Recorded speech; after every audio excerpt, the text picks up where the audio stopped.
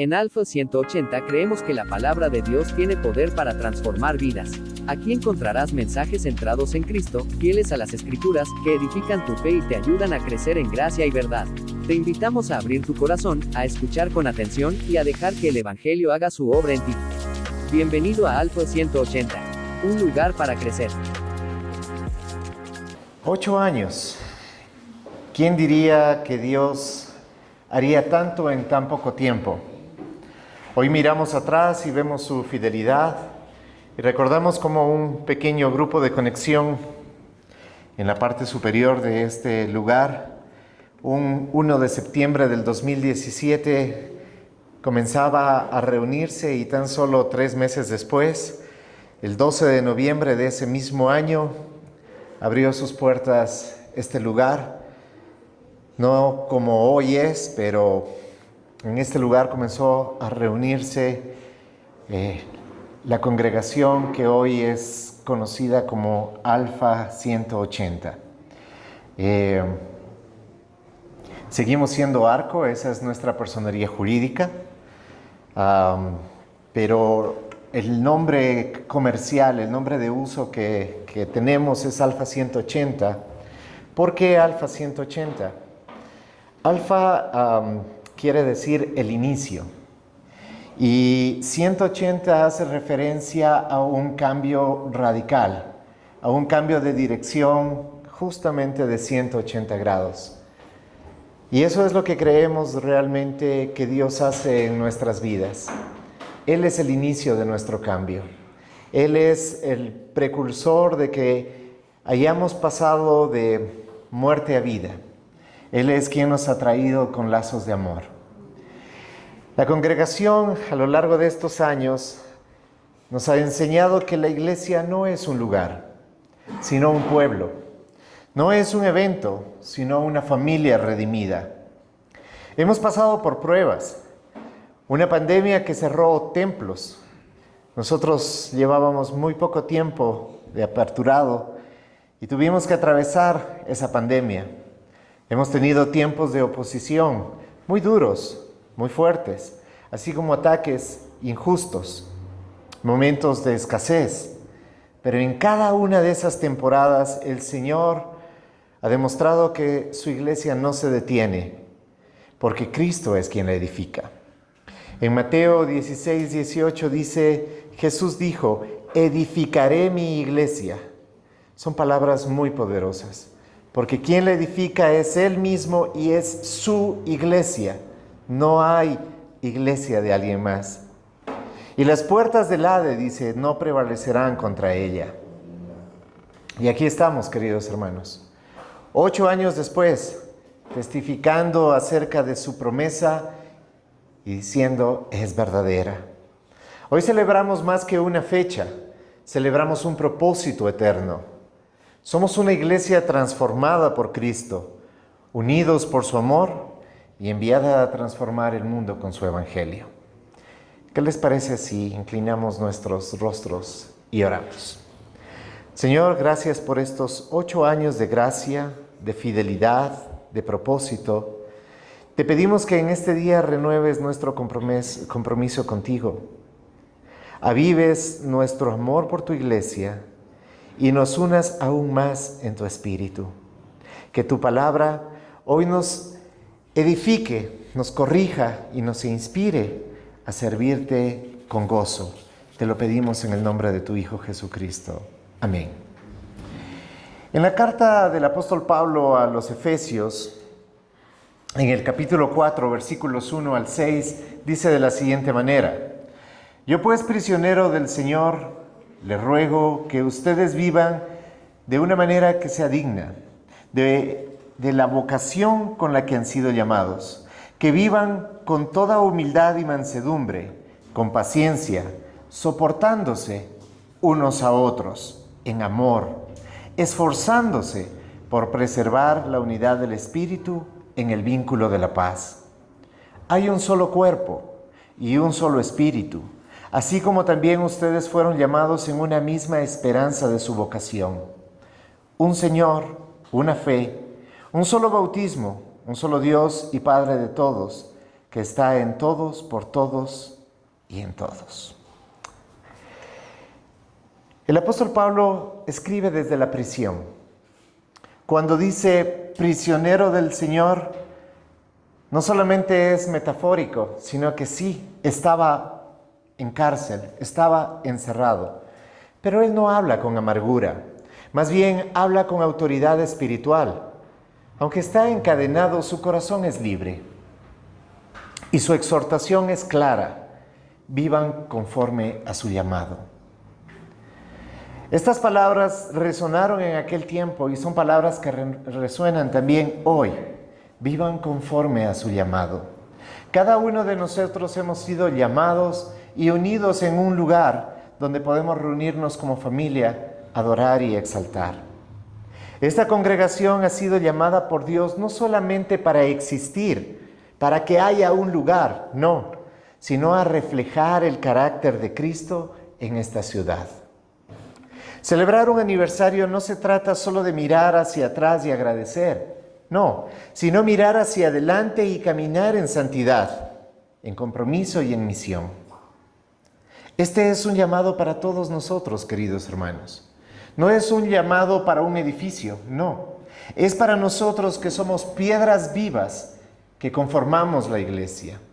No solamente una iglesia local, sino la iglesia de nuestro Señor en todas partes, porque su iglesia es universal. Ser iglesia es un privilegio, pero también es una responsabilidad. No somos espectadores del reino. No nos llamó a que visualicemos qué es lo que Dios está haciendo, sino que seamos participantes activos de su obra, que nos inmiscuyamos en aquello que Él está edificando y de lo cual nos ha llamado a ser instrumentos para esa edificación. Jesús no nos llamó para conformarnos en nuestra forma de vivir, sino para que seamos transformados en nuestra forma de vivir. No nos reunió para entretenernos, no es un entretenimiento, sino para equiparnos y enviarnos. Ese es el propósito de la iglesia. Con toda humildad, dice su palabra, y mansedumbre, con paciencia, soportándonos unos a otros en amor, esforzándose por preservar la unidad en el vínculo de la paz. Son palabras poderosas, son palabras que nos muestran el camino, y el camino es el amor. ¿El camino del amor es fácil, es sencillo? No, de ninguna manera. Si tú eres casado, puedes darte cuenta y saber que el camino del amor no es fácil ni sencillo. Si tú tienes hijos, puedes darte cuenta que el camino del amor no es sencillo. Si tú tienes relación interpersonal durante tu semana, sea en el trabajo, sea en donde sea, tú te puedes dar cuenta que el camino del amor no es sencillo. La unidad no es algo que se fabrica, es algo que el Espíritu Santo produce y que nosotros debemos preservar. Él la produce y nosotros debemos preservar. Pablo nos muestra el corazón que sostiene esa unidad y dice humildad, mansedumbre, paciencia y amor. Humildad no es no pensar menos de ti, sino pensar en ti menos. Humildad no quiere decir, ay no, yo me veo como poca cosa. No se trata de eso. La humildad tiene que ver con pensar menos en ti y pensar más en los demás. Cuando nosotros miramos las Escrituras nos damos cuenta de que siempre es así. De que el llamado es a que lo hagamos los unos por los otros. De que nos despojemos a nosotros para dar a alguien más. Sea de tiempo, sea de recursos, sea de conocimiento, pero requiere ser menos de nosotros y más de Él. Mansedumbre es la fuerza bajo control, la disposición a ceder por amor.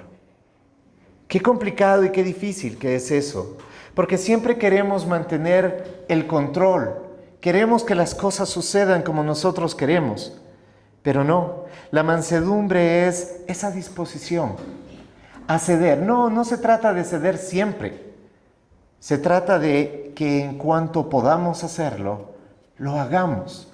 Pero no solamente en nuestras fuerzas, sino en lo que el Señor nos ha llamado, para de esa manera poder vivir con mansedumbre. Paciencia es soportar las debilidades del otro sin desesperarte. Tal vez es lo que menos nos agrada hacer o tal vez es lo que menos queremos hacer. Paciencia. Siempre estamos mirando en los demás como no llegan a nuestro estándar. Pero no, la paciencia es soportar esa debilidad. La debilidad en el otro. Y no desesperarte, sino que el amor pueda moverse de esa manera. Y por eso Pablo creo que nombra al amor al final, no como diciendo es el menos importante, sino como cerrando este círculo: humildad, mansedumbre, paciencia y amor, porque es el lazo que lo sostiene todo. Ese es el camino del amor. El camino del amor es tener humildad, mansedumbre, paciencia, y eso necesitamos que en la iglesia sea presente, sea continuo, se mantenga. Cuando hablo de la iglesia no me refiero a la reunión del domingo, me refiero a nuestras vidas durante todo el tiempo. No es cuestión de 2 horas, es 24 horas, 7 días a la semana, 365 días al año. Somos iglesia, no vamos a la iglesia, somos iglesia. ¿Cómo estamos viviendo como iglesia, queridos hermanos? Hoy hablamos de 8 años, sí, de 8 años que el Señor ha permitido este lugar. Pero en este lugar han ocurrido cosas increíbles y maravillosas, no en el lugar, sino en las personas. Y eso es porque el Señor lo ha permitido, el Señor lo hace en su gracia, en su amor. Obra en la vida de cada uno de nosotros. Estos 8 años en esta congregación ha habido momentos donde la unidad ha sido probada. Diferentes opiniones, retos ministeriales, cambios de etapas. Pero también hemos visto cómo el amor prevalece. Cristo triunfa.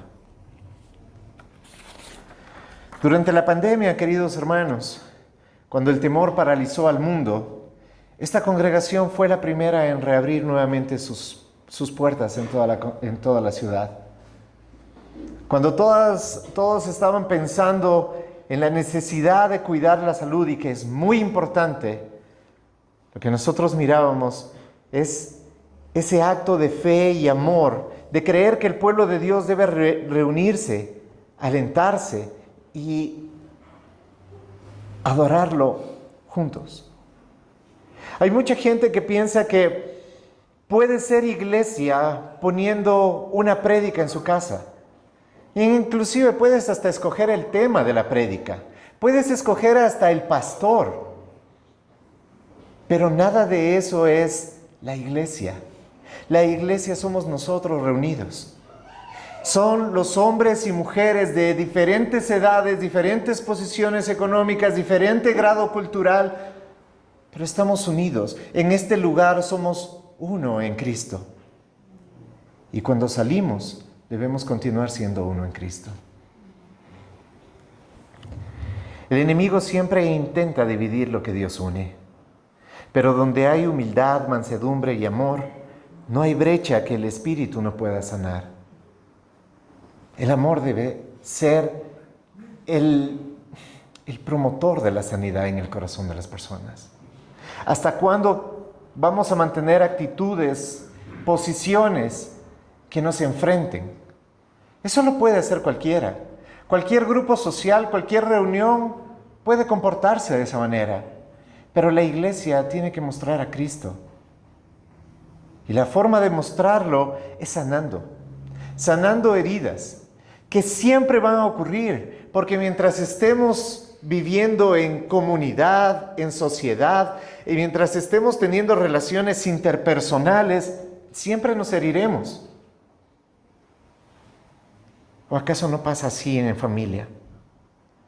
Nos amamos, pero aún así nos herimos. Y las heridas más profundas vienen de quienes más amamos. Pero estamos llamados a sanar. Y la forma de sanar es el vínculo del amor. El amor que es no como nos nace, no como queremos, no como nos fluye, no como lo aprendimos de nuestros padres, sino dice que nos amemos los unos a los otros como Él nos ha amado.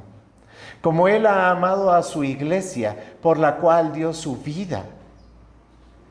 No porque lo merezcamos, porque la iglesia no es esa organización nuevamente, somos nosotros. ¿Quién de nosotros podría decir, yo merezco la sangre de Cristo derramada en la cruz? Nadie. No lo merecíamos. Asimismo, la persona que está sentada a tu lado, que está al frente, que está atrás, no lo merece. Pero no se trata de merecer, se trata de vivir como cristianos. Se trata de vivir como hijos de Dios que reflejan el carácter de su Padre, que es el amor, el vínculo de la unidad.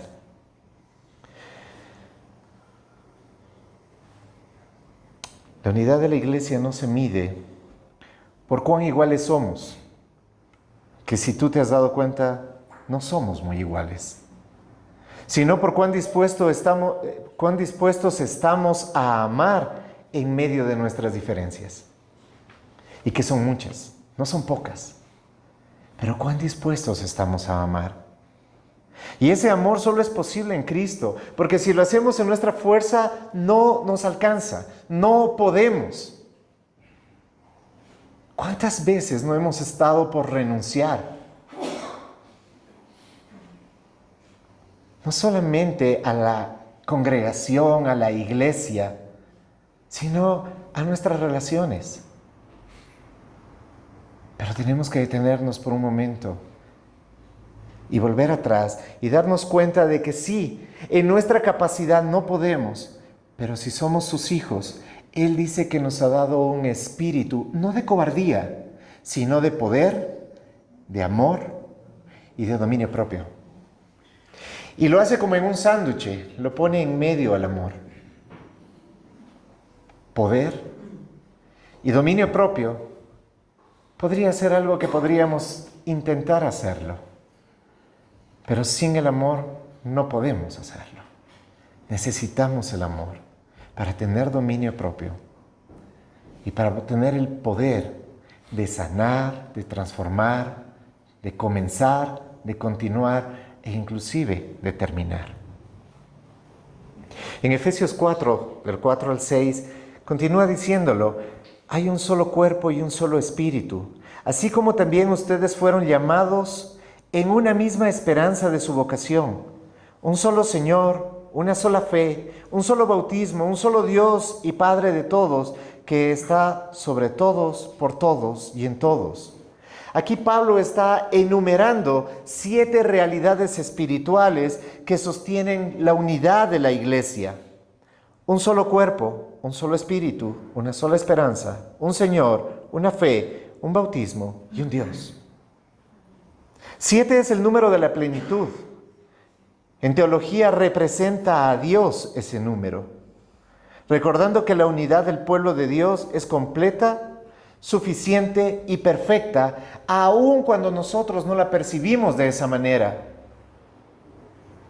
Porque quien vea a la iglesia normalmente, siempre veremos las deficiencias, siempre veremos cuánto falta, cuánto no tiene.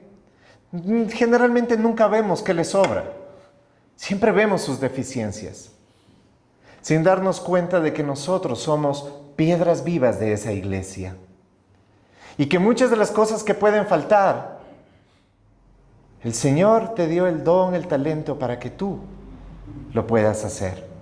No para que nada más te des cuenta en aquello que falta, sino que puedas ayudar. Si tú te das cuenta, si tú miras deficiencia, entonces actúa.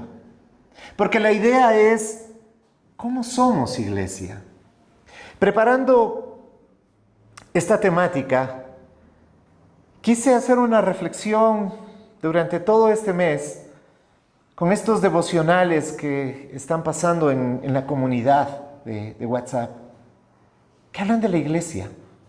Y siempre hay preguntas para llevarnos a la reflexión de cómo vivimos como iglesia.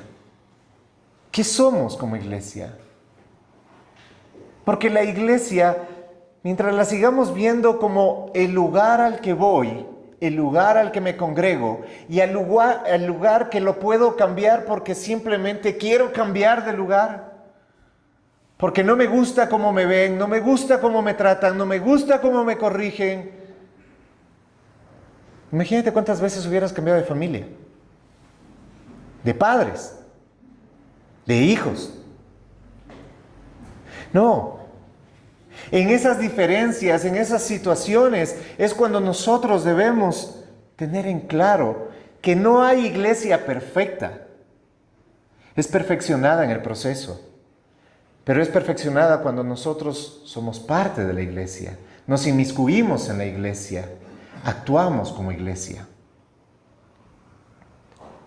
La iglesia no es una federación de personas con intereses comunes.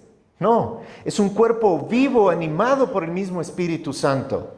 Cada miembro tiene un lugar, un don y una función.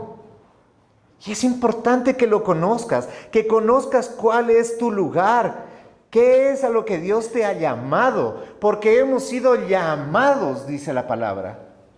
Y si hemos sido llamados, ¿cuál fue el propósito? Estoy más que seguro que no es hacer un miembro pasivo. Ningún miembro del cuerpo está ahí porque simplemente es bonito como un adorno. De ninguna manera. Cada miembro de nuestro cuerpo tiene una función importante. No hay una parte del cuerpo que la puedas tener como menor o menos importante. No, cada una de las partes del cuerpo son importantes. Y por eso el apóstol Pablo, en revelación del Espíritu Santo, hace esta analogía entre el cuerpo y la iglesia.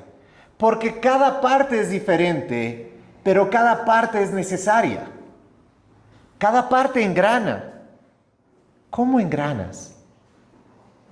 No me estoy refiriendo a, entonces hay un camino y tengo que llegar a ser pastor. No todos estamos llamados a un pastorado. No todos estamos llamados a ser líderes en la congregación. Pero todos estamos llamados a ser hijos de Dios, donde quiera que estemos. Es ahí donde somos iglesia. Este lugar, Alfa 180, no es un logotipo, ni un edificio, ni una organización. Es un cuerpo. Cada servidor, cada ujier, cada voluntario de worship, cada maestro de kids, cada líder de grupo de conexión, todos forman parte de algo que trasciende lo visible. No es solamente lo que vemos, es las cosas que están pasando y que a veces ni siquiera nos enteramos, pero sabemos de que Dios está obrando. Somos una familia espiritual, unida por un mismo espíritu, caminando hacia una misma esperanza. Cristo glorificado en su iglesia. Nuestra misión sigue siendo la misma desde el principio. Y para quienes no la conocían, esta es nuestra misión: formar discípulos de Cristo que transformen el mundo con su amor y poder. Toda organización tiene una misión. La misión de la iglesia es glorificar a Dios a través del amor, del poder, de la sanidad. La grandeza de la iglesia local, un poco más adelante en Efesios 1, versículo 22 y 23, dice: y sometió todas las cosas bajo sus pies. Y a él lo dio por cabeza sobre todas las cosas a la iglesia, la cual es su cuerpo, la plenitud de aquel que lo llena todo en todo. Mira lo que dice la palabra de Dios, inspirada por Dios, acerca de la iglesia. Nosotros diríamos: qué loco. La iglesia debería ser algo mucho más pulido, más perfecto, más, más correcta. Pero la iglesia somos nosotros. Y en eso el Señor se deleita llamando la plenitud de aquel. La iglesia es la plenitud de aquel que lo llena todo en todo. Está hablando que la iglesia lo está representando y lo está mostrando a Él, con todas nuestras imperfecciones, miserables como podemos ser, pero lo estamos representando a Él. ¿Eso no debería cambiar nuestra apreciación acerca de lo que es la iglesia? ¿No deberíamos amar más la iglesia? ¿No deberíamos amar más nuestra iglesia? Sin duda somos parte del cuerpo, de la iglesia universal de Cristo. No creemos ser la única, no creemos ser la mejor. Más bien por el contrario, hay muchas cosas que podemos mejorar. Hay muchas cosas que deberían ser diferentes, estoy de acuerdo. Pero ese no es el trabajo de los líderes nada más. Es el trabajo de la iglesia unida, siendo imagen de la plenitud de aquel que lo llena todo en todo. Cuando dice que la iglesia es la plenitud de Cristo en la tierra, es una afirmación tan gloriosa que debería poner más cuidado en nuestro corazón y sobre todo ese amor. Cristo gobierna el universo, pero manifiesta su presencia a través de su pueblo redimido. Somos su pueblo, no es nada más un eslogan. Es lo que Dios ha hecho en Jesucristo. Él escogió para sí un pueblo nuevo, de toda lengua, de toda nación, para hacerlo suyo. Somos suyos. Tú eres de Cristo. No eres del nombre de la iglesia, no eres del pastor, no, eres de Cristo. Y Él te llama plenitud. Tenemos que mirar la iglesia como es. Y la iglesia sí puede tener deficiencias, pero cuando una familia es restaurada, la iglesia brilla. Cuando un matrimonio se reconcilia, Cristo es glorificado. Cuando un joven encuentra su propósito, el reino avanza. Cada testimonio en esta congregación es una evidencia de su gloria en medio de nosotros. Cada uno de nosotros tiene un testimonio. Y es para la gloria de Dios. Solo lo que uno ha pasado, solo lo que uno ha vivido, uno lo sabe. Y sabe que sin Dios hubiera sido imposible. Durante estos años hemos servido más allá de nuestras paredes. Hemos tenido atención médica gratuita, brigadas de ayuda y donaciones, proyectos de desarrollo y emprendimiento, discipulado, enseñanza expositiva, amor comunitario y evangelismo, siendo esto último lo más resaltable. Pero siempre estamos moviéndonos, siempre estamos actuando, y siempre es la iglesia, no esta, la gente, la que está sirviendo, la que está haciendo, la que hace posible, sabiendo de que esto no es nada más una obra humana, porque no hubiéramos podido hacer tanto. No, es la gracia de Dios en acción. No somos una iglesia perfecta, lo digo por cuarta vez, pero sí una iglesia redimida, valiente y perseverante. En Romanos 12, 4 al 5 dice: en un solo cuerpo tenemos muchos miembros, lo que hablaba hace un momento, pero no todos los miembros tienen la misma función. Así nosotros, que somos muchos, somos un solo cuerpo en Cristo. ¿Qué parte del cuerpo eres? ¿Cómo estás unido en las coyunturas? Hay algunos que son mano, otros serán pie, otros serán oído, otros serán ojos, otros serán boca. Pero la idea es que todos debemos ser parte del cuerpo. Si tú todavía no sabes cómo engranas en el cuerpo, esta no es una predicación de celebración, nada más. Esta es una predicación para que cada uno de nosotros encuentre ese propósito. La finalidad sabemos, glorificar a Dios. Pero ¿cuál es tu propósito? ¿Cómo estás sirviendo al cuerpo de Cristo? No estamos buscando más sugieres, no estamos buscando más líderes necesariamente. Estamos hablando de cómo engranas en el plan de Dios, en tu familia, en tu comunidad, en tu trabajo. Y sí, también cuando nos reunimos.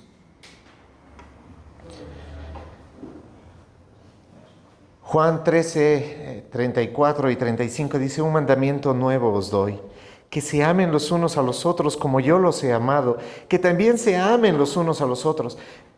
Este mandamiento es una muestra poderosa de lo que debe ser la iglesia.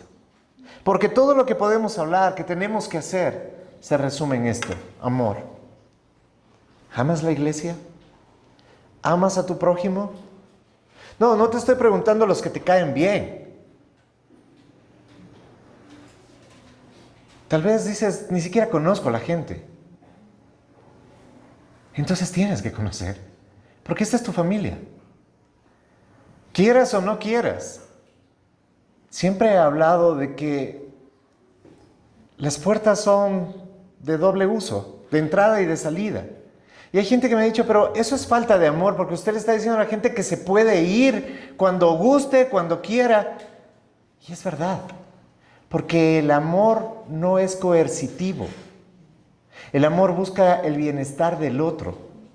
Y si hay alguien que dice, bueno, es mejor irme porque eso va a traer sanidad a mi vida, porque el mensaje que estoy escuchando es contrario a la Escritura, tienes todo el derecho de salir. Está bien, pero salir de la forma correcta es importante porque eso muestra el amor. No puedes salir de un lugar porque la gente te cae mal, porque saldrás de las iglesias a la que vayas. Siempre habrá alguien que no te agradará. Siempre habrá alguien que no te salude.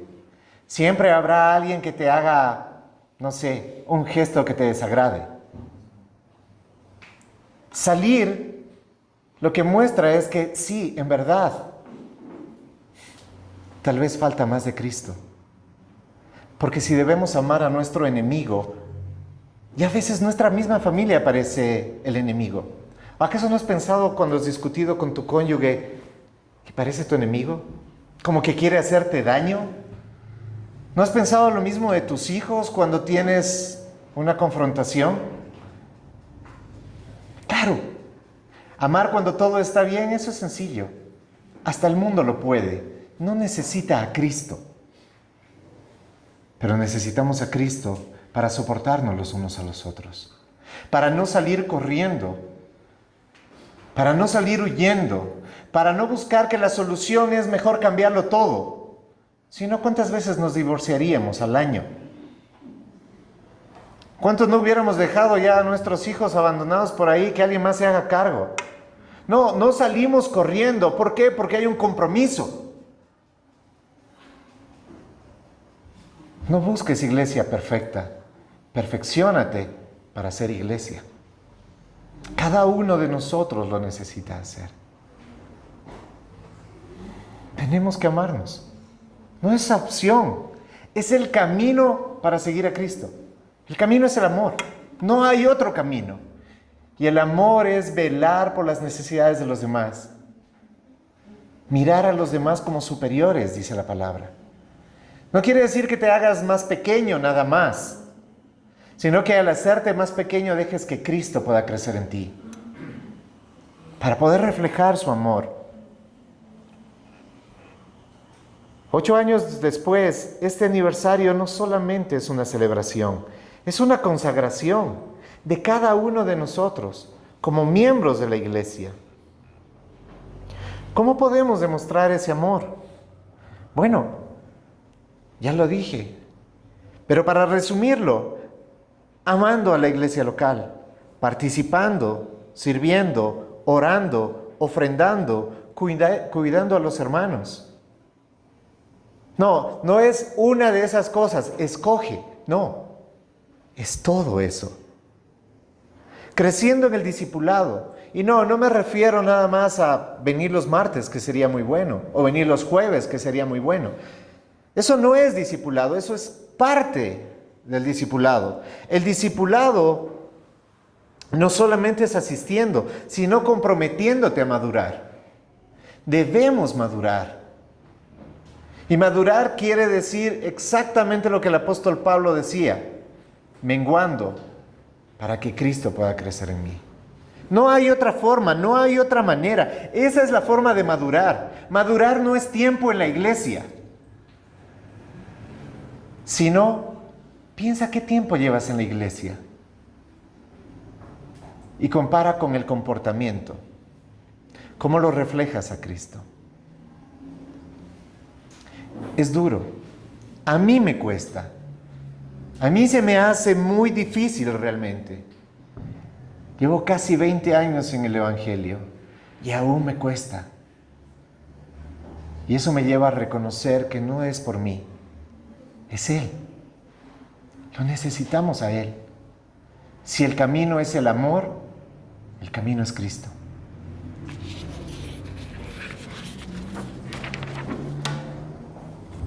Sirviendo a la comunidad, siendo luz donde hay oscuridad, esperanza donde hay dolor.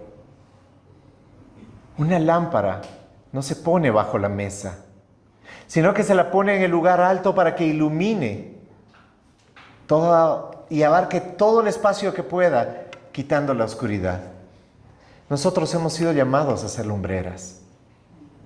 Su iglesia es luz. ¿Cómo brillamos? ¿Cómo mostramos esa luz? En todo lugar donde estamos. Este lugar es un lugar de resplandor.